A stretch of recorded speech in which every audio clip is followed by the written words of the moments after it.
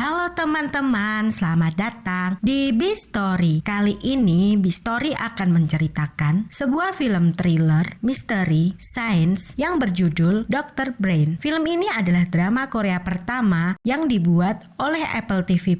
Cerita film ini sendiri diadaptasi dari webtoon dengan judul yang sama, karya dari Hong Jae-ga. Drama Korea Dr. Brain menceritakan tentang seorang ilmuwan otak bernama Go Se-won yang diperankan oleh Lee Sun-kyun. Dia sangat jenius dan terobsesi untuk mencari tahu teknologi baru untuk mengakses kesadaran dan ingatan otak manusia. Dr. Brain disutradarai oleh Kim Jae-won yang merupakan sutradara film I Saw the Devil. Wah, pasti keren ya filmnya. Tanpa basa-basi lagi, kita langsung aja yuk ke ceritanya.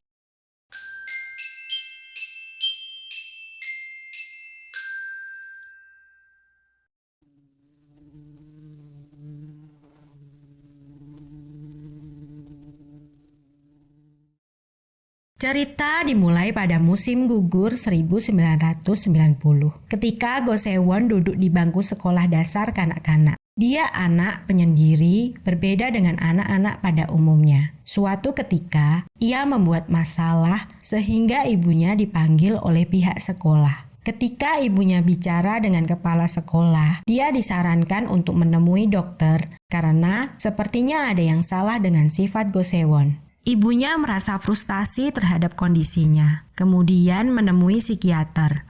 Menurut diagnosis dokter, Go Se-won mengidap spektrum autism yang biasa disingkat ASD. Dan biaya penanganan anak seperti Se-won tidak murah. Ketika dalam perjalanan pulang, ibu Se-won tertabrak oleh sebuah truk yang membuatnya tewas di tempat. Se-won kemudian pingsan melihat kejadian itu. Ia kemudian dibawa ke rumah sakit. Ketika dokter melihat hasil MRI otak Se-won, ada keunikan di otaknya. Dia memiliki ingatan di atas rata-rata manusia normal. Namun, dia tidak memiliki emosional seperti manusia pada umumnya. Ketika ditanya tentang kejadian yang menimpa ibunya, Se-won dapat menceritakan detail kejadian tersebut yang membuat para dokter heran. 20 tahun setelah kematian ibunya, Lee Se-won telah menjadi ilmuwan terkenal di bidang ilmu otak. Di sebuah seminarnya, Se-won menjelaskan eksperimennya akan dapat membuktikan bahwa sinkronisasi otak pada manusia akan dapat dilakukan ke depannya, yang berarti otak manusia akan dapat diretas.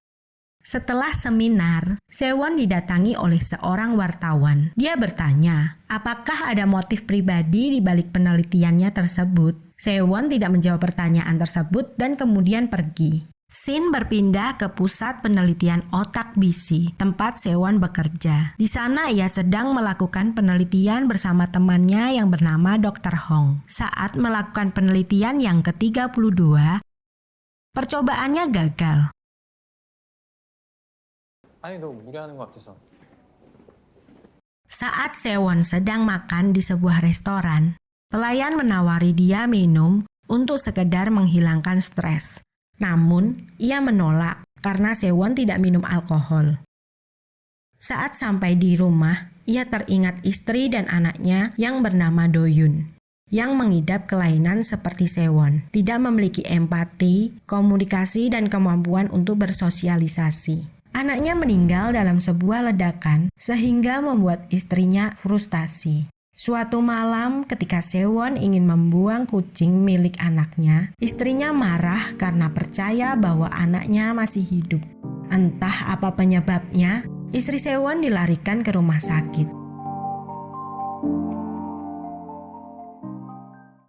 Scene berpindah ke laboratorium Se-won bekerja. Di percobaannya yang ke-37, dia berhasil memindahkan memori kecerdasan otak dari tikus putih ke tikus hitam. Tak menunggu lama, Se-won meminta izin untuk mempraktekkannya dengan objek manusia, namun ditolak oleh tim klinisnya. Kemudian Se-won mendatangi Dr. Hong dan menceritakan bahwa penelitiannya berhasil. Ia membutuhkan mayat untuk percobaannya kepada manusia. Lalu Dr. Hong membantunya masuk ke dalam penyimpanan mayat di tempatnya bekerja.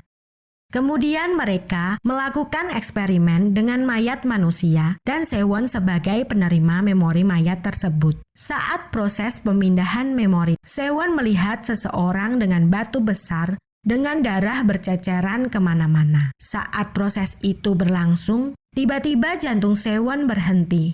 Dr. Hong kemudian memberi CPR kepada Sewon dan untungnya Sewon berhasil tersadar. Ketika pulang ke rumah, seorang detektif swasta bernama Lee Kang-moo menemui Sewon. Kliennya yang bernama Im Jun-ki ingin tahu apa yang terjadi kepada istri Sewon. Karena tidak mengenal Jun-ki, ia menyuruh detektif itu untuk pergi dari depan rumahnya. Saat hendak masuk rumah, Sewon merasakan hal aneh di kepalanya. Ia tiba-tiba teringat masa lalunya dan masa lalu seseorang. Saat pagi hari, ada detektif yang mendatangi rumah Sewon untuk berbicara dengan istrinya.